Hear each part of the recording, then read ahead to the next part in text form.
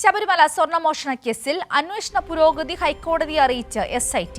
അന്വേഷണ ഉദ്യോഗസ്ഥനായ SP.S. ശശിധരൻ നേരിട്ട് ഹാജരായാണ് അന്വേഷണ പുരോഗതി കോടതിയെ അറിയിച്ചത്. വിവരങ്ങളുമായി ഉമേഷ് കൂടി ചേരുകയാണ്. ഉമേഷ്, അങ്ങനെ ഇത് അന്വേഷണ പുരോഗതി റിപ്പോർട്ട് SIT ഹൈക്കോടതിയെ അറിയിച്ചിരിക്കുകയാണ്. എന്തൊക്കെയാണ് റിപ്പോർട്ടിൽ പറയുന്നത്? കൂടുതൽ വിശദാംശങ്ങൾ എന്തെല്ലാമാണ്?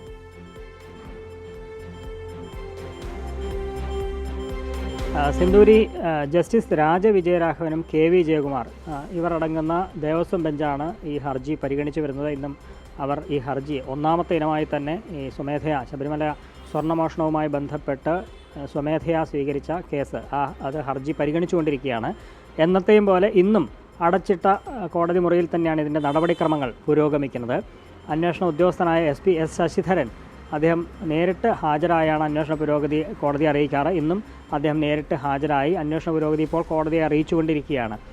ഇനി എന്തൊക്കെയാണ് ഈ റിപ്പോർട്ടിലുള്ളത്, എന്താണ് കോടതിയുടെ തീരുമാനങ്ങൾ, നിഗമനങ്ങൾ തുടങ്ങിയ കാര്യങ്ങൾ, വിശദാംശങ്ങൾ വൈകിട്ടോടെ മാത്രമേ അറിയാനാകൂ.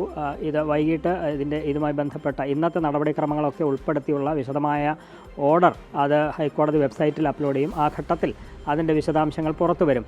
ഇതിനു മുമ്പ് ഹർജി പരിഗണിച്ച വേളയിൽ SIT ആവശ്യപ്പെട്ട പ്രധാനപ്പെട്ടൊരു കാര്യം, ഈ ശബരിമല പ്രഭാമണ്ഡലം, ശബരിമലയിൽ ശ്രീകോവിലെ പ്രഭാമണ്ഡലത്തിൻ്റെയും ഒപ്പം വാതിലിൻ്റെ മുകൾ ഭാഗത്തെ പാളിയും ഇളക്കി മാറ്റി പരിശോധിക്കാൻ അനുമതി നൽകണം എന്ന് SIT ആവശ്യപ്പെട്ടിരുന്നു. കാരണം അതിൻ്റെ സാമ്പിളടക്കം പരിശോധിച്ച് കിട്ടുന്ന ഫലം, അതിൻ്റെ ശാസ്ത്രീയ പരിശോധനാ ഫലം ഈ സ്വർണ്ണക്കവർച്ചയുടെ പൂർണ്ണ വിശദാംശങ്ങൾ ലഭ്യമാകാൻ അത് ഉപകരിക്കും, അത് നിർണായകമാണ്. അതിനുള്ള അനുമതി നൽകണം എന്ന് SIT നേരത്തെ കോടതിയോട് ആവശ്യപ്പെട്ടിരുന്നു.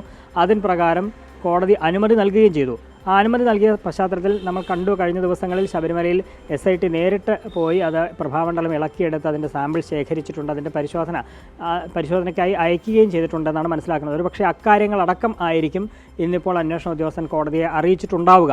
ഈ എന്താണ് അവിടുന്ന് ഇളക്കിയെടുത്ത ശേഷം ഉള്ള നടപടിക്രമങ്ങൾ, അത് പരിശോധനയ്ക്ക് അയച്ചു, എത്ര ദിവസമായി അയച്ചിട്ട് എന്ന് അതിൻ്റെ ഫലം ലഭിക്കും എന്നൊക്കെ ലാബ് അറിയിച്ചിട്ടുണ്ടോ തുടങ്ങിയ കാര്യങ്ങളൊക്കെ ഇന്ന് SIT കോടതിയെ അറിയിച്ചിട്ടുണ്ടാകും എന്നാണ് മനസ്സിലാക്കുന്നത്. ഇതിനു മുൻപ് SIT കോടതി